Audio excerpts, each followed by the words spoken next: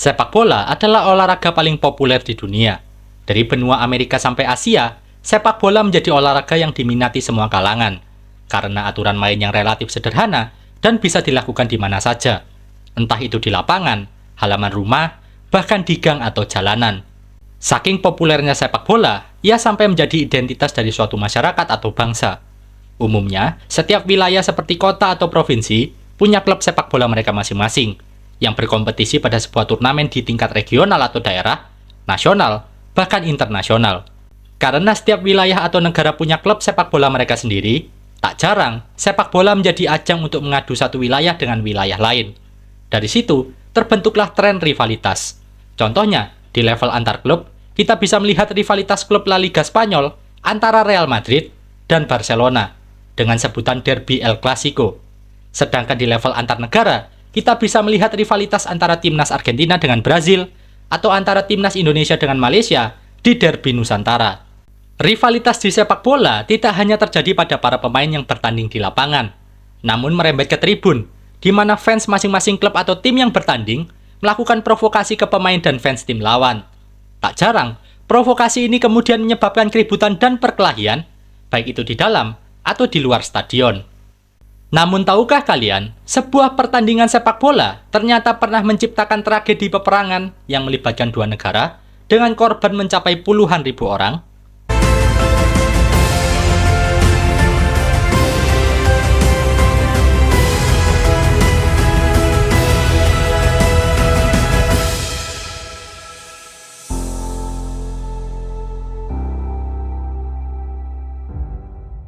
Pada tanggal 29 Juni tahun 1969, tim nasional sepak bola Honduras dan El Salvador, dua negara yang saling bertetangga di benua Amerika Latin, bertanding di Stadion Azteca, Mexico City, di negara Meksiko, dalam rangka babak kualifikasi Piala Dunia yang akan diselenggarakan di Meksiko pada tahun 1970. Sebelumnya, kedua negara telah bertanding di dua leg dengan sistem kandang tandang. Leg pertama dimenangkan oleh tim tuan rumah Honduras dengan skor 1-0. Sedangkan di leg kedua, tim tuan rumah El Salvador menang besar dengan skor 3-0. Pertandingan leg ketiga akan menjadi penentuan siapa satu dari dua negara tersebut yang dapat mengikuti perhelatan Piala Dunia di Meksiko. Bermain di babak penentuan, pemain dari masing-masing tim berjuang habis-habisan untuk mengamankan tiket lolos ke Piala Dunia. 90 menit berlalu, kedua tim bermain imbang dengan skor 2-2, sebelum akhirnya pertandingan dilanjut ke babak extra time selama 30 menit yang terbagi dalam dua babak. Pada menit ke-11 di babak extra time, pemain sayap kanan El Salvador, Mauricio Pipo Rodriguez, berhasil melewati para bek Honduras dan kemudian mencetak gol ke gawang kiper Jaime Varela. Skor berubah menjadi 3-2, yang terus bertahan sampai peluit panjang ditiup oleh wasit. Menandai berakhirnya pertandingan, sekaligus memastikan nasib El Salvador yang berhasil lolos ke Piala Dunia tahun 1970. Sedangkan Honduras harus pulang dengan tangan hampa. Mauricio Rodriguez tersenyum lebar di lapangan. Ia membayangkan dirinya akan disambut bak pahlawan karena menjadi pencetak gol yang membawa El Salvador ke turnamen sepak bola paling bergengsi di dunia itu. Yang Rodriguez tidak ketahui adalah golnya ke gawang Honduras saat itu adalah salah satu faktor penyebab terjadinya perang yang akan berlangsung tak lama setelah kedua tim pulang ke negaranya masing-masing. 2 minggu kemudian, pada tanggal 14 Juli tahun 1969, 30.000 personel militer El Salvador yang didukung serangan udara, artileri, dan tank melancarkan serangan besar-besaran ke wilayah Honduras, memulai apa yang dikenang sebagai Perang Sepak Bola atau Perang 100 Jam, karena perang ini berlangsung tepat selama 100 jam dari tanggal 14 Juli sampai tanggal 18 Juli tahun 1969 dan menimbulkan korban jiwa setidaknya 3.000 orang, puluhan ribu terluka, dan ratusan ribu masyarakat dari masing-masing negara kehilangan tempat tinggal. Pertanyaannya, kenapa kedua negara, El Salvador dan Honduras, harus berperang karena sebuah pertandingan sepak bola? Sebuah olahraga yang tentunya memiliki pemenang dan yang kalah. Meski namanya perang sepak bola, konflik antara El Salvador dan Honduras sebenarnya berakar dari masalah klasik dari negara yang saling bertetangga, yaitu masalah wilayah. Jadi, pada pertengahan abad ke-20, terjadi migrasi besar-besaran oleh penduduk El Salvador ke wilayah Honduras, yang dekat dengan perbatasan kedua negara. Hal ini terjadi karena meskipun wilayah El Salvador 5 kali lebih kecil dari Honduras, jumlah penduduk El Salvador 40% lebih banyak dari Honduras. Selain itu, banyak penduduk El Salvador yang memilih meninggalkan negaranya karena ketimpangan ekonomi yang sangat besar, tuan tanah merajalela, dan lapangan pekerjaan yang tidak sebanding dengan jumlah penduduk El Salvador.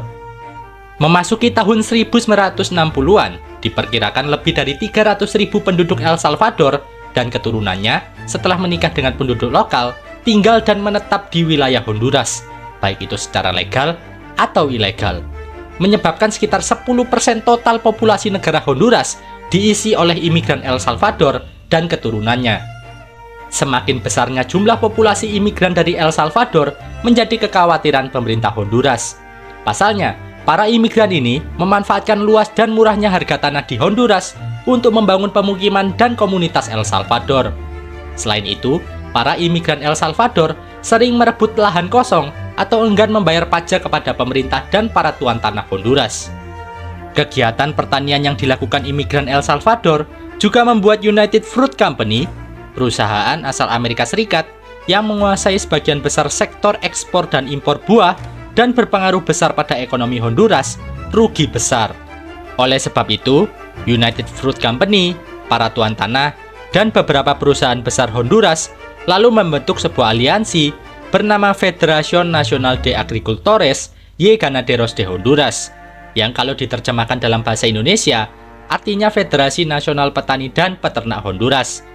Mereka mendesak Presiden Honduras, Jenderal Osvaldo López Arellano, untuk mengusir para imigran El Salvador dan merebut tanah mereka untuk dibagikan ke warga asli Honduras, yang mana sebenarnya hanya akal-akalan aliansi ini saja, karena jika para imigran terusir, maka yang menguasai tanah mereka adalah pemerintah Honduras, tuan tanah, dan perusahaan-perusahaan tadi.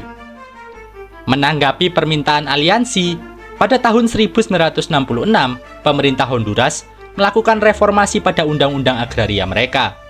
Dalam undang-undang baru tersebut, pemerintah Honduras berhak merebut tanah yang dibeli secara ilegal dan bukan milik penduduk asli Honduras. Secara bertahap, aparat Honduras mulai mengusir para imigran El Salvador kembali ke negara asal mereka.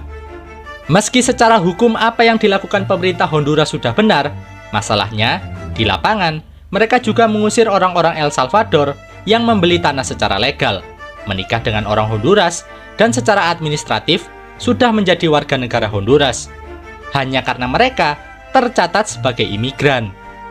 Nah, kebetulan puncak gelombang pengusiran imigran El Salvador dari Honduras terjadi pada waktu kedua negara bertanding pada leg ketiga di Meksiko untuk memperebutkan tiket lolos ke Piala Dunia. Beberapa jam sebelum pertandingan, pemerintah El Salvador memutus hubungan diplomatik dengan Honduras, dan pada tanggal 14 Juli, pesawat tempur Angkatan Udara El Salvador membombardir target strategis seperti pangkalan militer dan kota-kota besar di Honduras. Meski digempur habis-habisan, militer Honduras tidak menyerah. Karena kalah di darat, mereka melakukan serangan balasan dari udara menggunakan pesawat tempur. Satu catatan penting dalam perang sepak bola adalah kedua negara baik itu El Salvador maupun Honduras masih menggunakan pesawat tempur dengan mesin piston era Perang Dunia Kedua, seperti F-4U Corsair, P-51 Mustang, dan C-47 Skytrain. Sehingga, perang sepak bola tercatat sebagai perang terakhir yang melibatkan pesawat tempur fighter era Perang Dunia Kedua. Pertempuran berlangsung cukup cepat. Selain karena militer El Salvador lebih besar dan modern dari militer Honduras, rute yang dilewati pun sudah terhubung dengan jalan raya besar. Hanya dalam waktu 1 hari, militer El Salvador berhasil merebut ibu kota provinsi Ocotepeque yang berjarak 5 km dari perbatasan kedua negara. Situasi di medan pertempuran sangat tidak menguntungkan pemerintah Honduras. Militer El Salvador yang unggul di semua aspek membuat kemajuan signifikan di garis depan, mencaplok sedikit demi sedikit wilayah Honduras dan semakin mendekati ibu kota negara itu, Tegucigalpa. Presiden Osvaldo López Arellano langsung meminta organisasi negara-negara Amerika atau OAS dan dunia internasional untuk mendesak pemerintah El Salvador menghentikan invasinya atas wilayah Honduras dan meminta gencatan senjata. Pemerintah El Salvador awalnya tidak menggubris tekanan dari organisasi negara benua Amerika tersebut dan terus melanjutkan operasi militernya di Honduras. Namun, setelah OAS ditambah Amerika Serikat mengancam akan memberi sanksi ekonomi dan embargo ke El Salvador, barulah mereka menyetujui permintaan gencatan senjata dari pemerintah Honduras. Pada malam hari di tanggal 18 Juli, gencatan senjata antara kedua negara secara resmi berlaku. OAS lalu mengundang pemerintah El Salvador dan Honduras untuk duduk bersama dan mencari upaya penyelesaian konflik. Pemerintah Honduras mendesak agar El Salvador segera menarik seluruh tentaranya dari wilayah Honduras. Pemerintah El Salvador menolak. Mereka malah meminta pemerintah Honduras membayar ganti rugi untuk para imigran El Salvador yang mereka usir sejak tahun 1966 dan menjamin keselamatan warganya yang masih tinggal di wilayah Honduras. Setelah proses negosiasi yang alot dan desakan dari dunia internasional pada pemerintah El Salvador, akhirnya kedua negara sepakat untuk menghentikan perang. Pemerintah El Salvador menarik seluruh tentaranya dari wilayah Honduras dengan syarat pemerintah Honduras berjanji untuk tidak mempersekusi imigran dan keturunan El Salvador yang masih tinggal di Honduras. Penarikan mundur militer El Salvador dari Honduras selesai sepenuhnya di tanggal 2 Agustus. Namun, kedua negara secara teknis masih berperang karena hanya menyetujui gencatan senjata. Pemerintah El Salvador dan Honduras baru menandatangani perjanjian damai 11 tahun setelah perang berakhir di Kota Lima, Peru pada tanggal 30 Oktober tahun 1980. Kedua negara juga sepakat untuk menyelesaikan masalah sengketa wilayah di Mahkamah Internasional. Hasilnya, pemerintah Honduras berhasil memenangkan gugatan atas mayoritas wilayah yang disengketakan seluas 347 km persegi. Pemerintah El Salvador melakukan protes keras dan menolak hasil sengketa wilayah yang difasilitasi Mahkamah Internasional sampai hari ini. Sekian informasi yang dapat kami sajikan pada kesempatan kali ini. Jangan lupa like, subscribe, dan share video ini. Sampai jumpa di lain kesempatan. Bye-bye.